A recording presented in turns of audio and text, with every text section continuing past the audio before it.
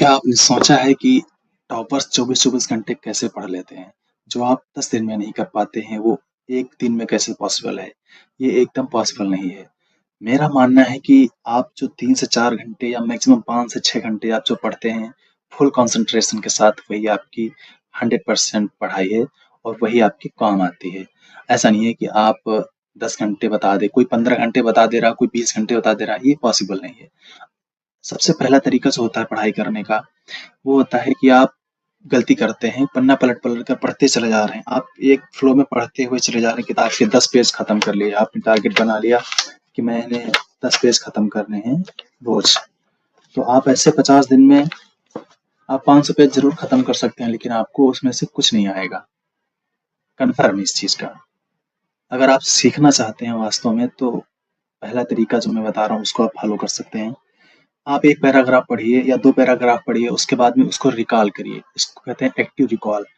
आप सोचिए मन में, उसको बंद कर दीजिए किताब को या उस पेज को ऑफ कर दीजिए, देखना नहीं उसकी तरफ। आपको सोचना है कि मैंने क्या पढ़ा है। 1 पैराग्राफ पढ़ने के बाद तुरंत सोचना है क्या पढ़ा है हमने।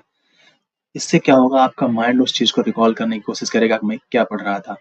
इससे तुम्हारे दिमाग को कुछ दिनों के बाद, कुछ महीनों के बाद ऐसी आदत हो जाएगी, जब हम पढ़ते हैं, पढ़ने के साथ ही हमारा दिमाग उसको फुल कंसंट्रेशन के साथ पढ़ेगा, क्योंकि मुझे आदत है, उस दिमाग को पता है कि अभी थोड़ी देर के बाद ये रिकॉल करना है हमको, इसलिए हम ध्यान से पढ़ लेते हैं, दोबारा से हमें जिससे रिकॉल करने में आसानी रहे।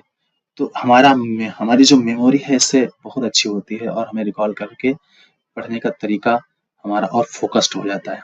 दूसरा तरीका है, हमारा जो दिमाग है वो 45 मिनट से ज़्यादा एक चीज़ पे फ़ोकस नहीं रह सकता। इसलिए 25 से 30 मिनट आप पढ़िए, उसके बाद 5 मिनट का ब्रेक लीजिए।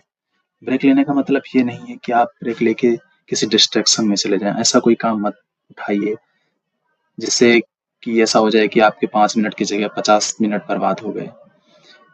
तीसरा तरीका है कि आप कोई विषय अगर नहीं समझ पा रहे हैं, तो आप उसको ऐसा करिए कि आप पहले पढ़िए, रिकॉल करिए, उसके बाद में सोचिए कि हम किसी छोटे बच्चे को या 10 साल के बच्चे को समझा रहे हैं। आप जब समझाते हैं, तो आपने ये नोटिस किया होगा कि हम जब किसी दूसरे को कोई चीज़ समझाते हैं, पढ़ाते हैं, तो हमें वो बहुत अच्छे से पता हो जाती है, क्योंकि हम उसको ऐसी कोशिश करते हैं कि बहुत ही सरल तरीके से बताएँ, जिससे सामने वाले को समझ में आ जाए। यही चीज़ हम अपने पढ़ते समय नहीं फ़ॉलो कर पाते हैं। हमें लगता है कि हमें जल्दी से आ जाए बस।